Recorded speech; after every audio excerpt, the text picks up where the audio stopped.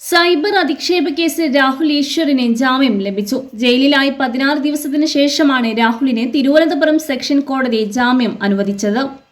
രാഹുൽ മാങ്കൂട്ടത്തിനെതിരെയായ ബലാത്സംഗ കേസിൽ അതിജീവിതയുടെ പേര് വെളിപ്പെടുത്തുകയും അവരെ അധിക്ഷേപിച്ച് സമൂഹ മാധ്യമങ്ങളിൽ പോസ്റ്റിടുകയും ചെയ്തതിന്റെ പേരിലായിരുന്നു രാഹുൽ ഈശ്വർ അറസ്റ്റിലായത്. അതിജീവിതയെ അധിക്ഷേപിച്ചുകൊണ്ട് സൈബറിടങ്ങളിൽ പോസ്റ്റിട്ട 6 പേർക്കെതിരെയാണ് സൈബർ പോലീസ് കേസെടുത്തിരുന്നത്. ഇതിൽ ആദ്യ അറസ്റ്റ് രാഹുൽ ഈശ്വറിൻ്റെതായിരുന്നു. വീട്ടിൽ നിന്ന് കസ്റ്റഡിയിലെടുത്ത ശേഷമാണ് അറസ്റ്റ് രേഖപ്പെടുത്തിയിരിക്കുന്നത്. ജാമ്യം ലഭിക്കാവുന്ന കുറ്റങ്ങളായിരുന്നു ആദ്യം രാഹുലിനെതിരെ ചുമത്തിയിരുന്നത്. എന്നാൽ പിന്നീട് ജാമ്യം ലഭിക്കാത്ത കുറ്റങ്ങളും കൂടി ചുമത്തി രാഹുലിനെ പോലീസ് റിമാൻഡ് ചെയ്യുകയായിരുന്നു.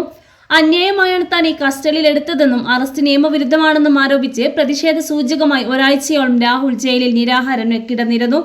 എന്നാൽ സെക്ഷൻ കോടതി തുടർച്ചയായി ജാമ്യം നിഷേധിച്ചതോടെ രാഹുൽ നിരാഹാരം അവസാനിപ്പിക്കുകയായിരുന്നു. ആദ്യം ജില്ലാ ജയിലിലായിരുന്ന രാഹുലിനെ പിന്നീട് സെൻട്രൽ ജയിലിലേക്ക് മാറ്റുകയായിരുന്നു. ഇതിനിടെ 2 ദിവസത്തേക്ക് രാഹുലിനെ പോലീസ് കസ്റ്റഡിയിൽ വാങ്ങിയിരുന്നു. ഇന്ന് വീണ്ടും കസ്റ്റഡി അപേക്ഷ നൽകിയെങ്കിലും കോടതി അത് നിരാകരിച്ചു. 16 ദിവസം ജയിലിൽ കിടന്നയാളിനെ ഇനിയും കസ്റ്റഡിയിൽ വാങ്ങുന്നത് എന്തിനാണ് എന്നായിരുന്നു കോടതിയുടെ ചോദ്യം. ഇതിനു പിന്നാലെയാണ് ഉപാധികളോടെ രാഹുലിനെ ജാമ്യം അനുവദിച്ചത്.